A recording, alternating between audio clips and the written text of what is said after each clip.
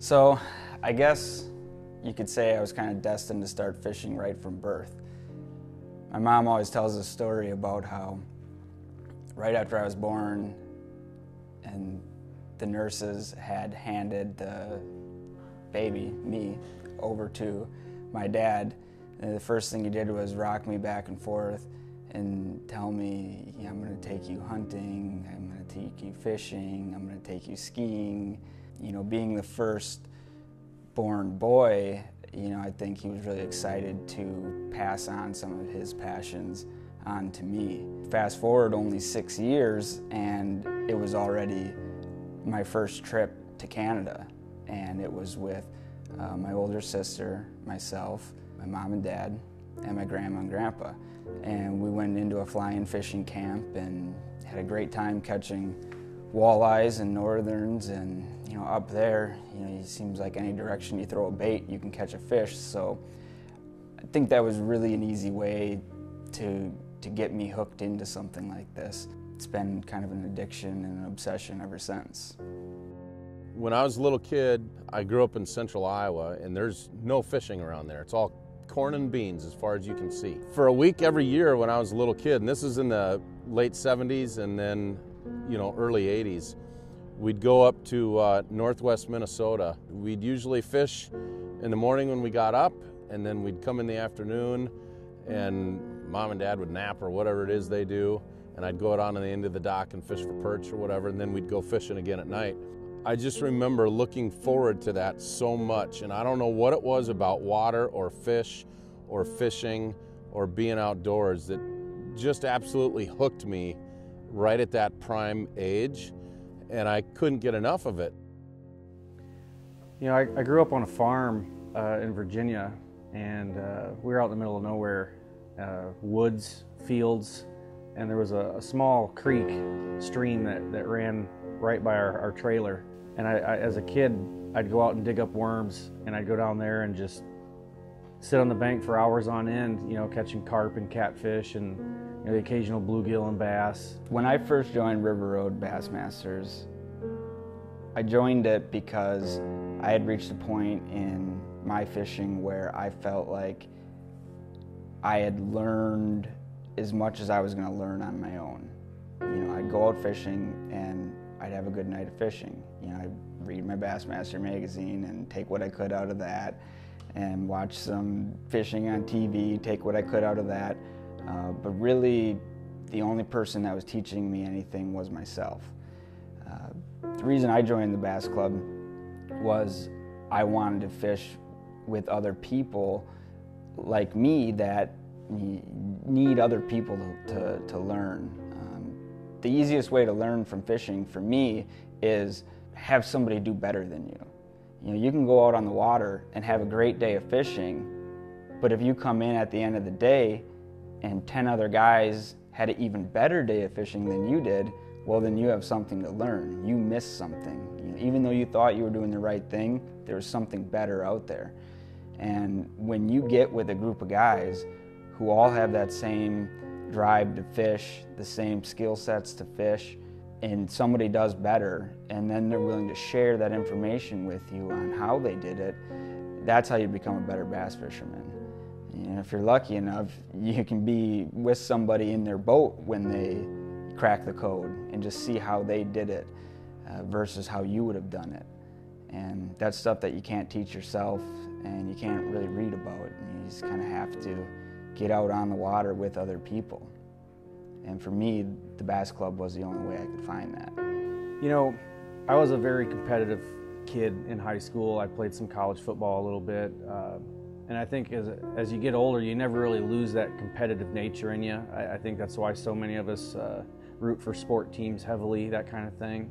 I played softball for many years, had a fun time with it. My body just couldn't keep up with it anymore, But with fishing, it gives you that opportunity to do something in a competitive nature. Some people bowl, like I said, softball, but fishing, you don't have to be a huge athlete physically to be able to do it. It's you versus the fish with a rod and reel, You know, that's it. You know, those little green or brown bass, they outwit you a lot more than you beat them. But, you know, at the end of the day, you come in, if you did well, that's great.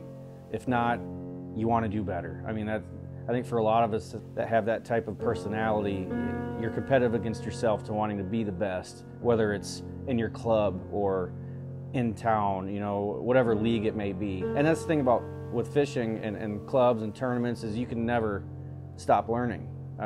Conditions change daily, water conditions, the fish move. I mean, it's truly a puzzle that never ends. One of the things with club fishing, as far as a camaraderie standpoint goes, is you have something in common with every one of those guys, and that's a bass, whether it's a largemouth or a smallmouth. And if you get a little bit deeper, a lot of their childhoods were like mine. The way they grew up as teenagers were like mine, and it all has to do with bass fishing. So there's a lot more that we have in common than just bass fishing, but a lot of it can expand throughout our childhoods, and it's almost like we just have a good understanding of each other, and it all has to do with that stupid little bass. And it's really fun to be able to hang out with a bunch of guys that are a lot like you. And you know, the tournaments are great. I love the competition, but you know, before tournaments and after tournaments, that's even better to hang out with that kind of group. You kind of get a new perspective on your priorities, obviously, as you get older, and the club kind of offered a two-way street. You're still fishing competitively with your friends. You're still learning a lot. It's a great avenue to keep yourself on the water, up to date with the latest techniques. All your buddies are out fishing. I mean, to the point where, you know, now I'm president of the Wisconsin Bass Nation. You know, I head up and try to help as many clubs fish as possible.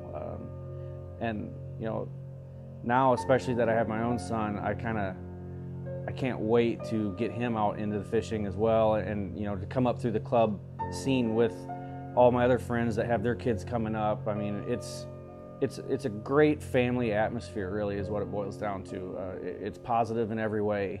When I came into the Bass Club, I thought it was all about just hardcore bass tournament anglers, guys who want to get to the classic, guys that want to win state every year.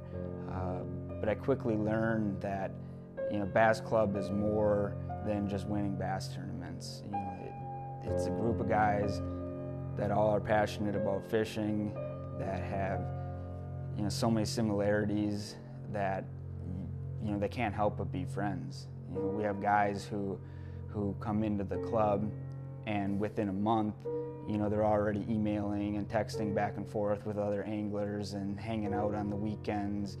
It's a place for people to come together with common interests, and it's more than just winning tournaments. It's guys that have a love for the sport and a love for the future of the sport.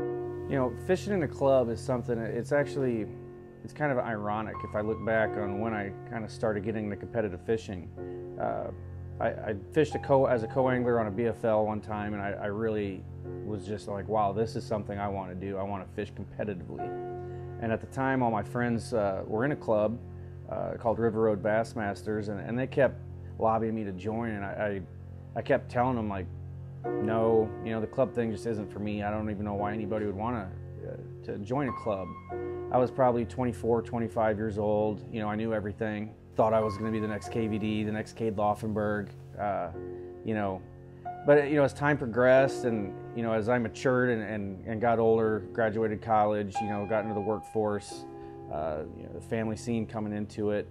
Every year we have 2 different tournaments that, instead of the normal one-day format, it's actually back-to-back days on usually the same body of water, or sometimes 2 bodies of water very close to each other. But it's a Saturday-Sunday tournament, so it requires an overnight stay somewhere. And every year we get so worked up about where's it gonna be. You know, we want to catch the biggest fish possible. We got to get the timing exactly right. Are they going to be pre-spawn or post-spawn or spawning? You know, people are checking their phones to look up tournament result data. We want to chase the biggest bass out there always for these 2-day tournaments.